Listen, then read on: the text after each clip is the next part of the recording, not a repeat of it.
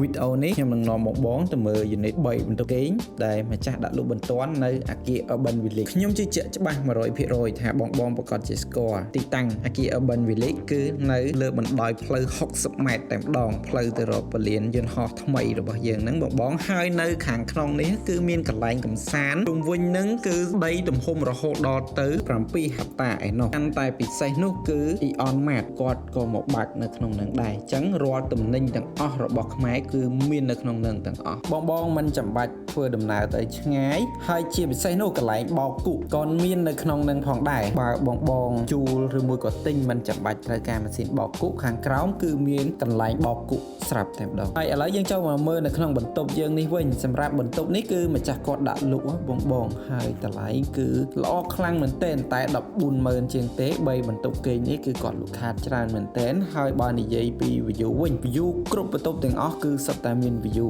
បើនិយាយពីទេសភាពរបស់បន្ទប់មួយនេះតែម្ដងគឺបែរទៅខាងច្បារអំពៅបងអាចមើលឃើញខាងច្បារអំពៅនិងខាងកោះពេជ្រសម្រាប់ព័ត៌មានបន្ថែមបងអាច contact មករកខ្ញុំបាន Real Estate Advisor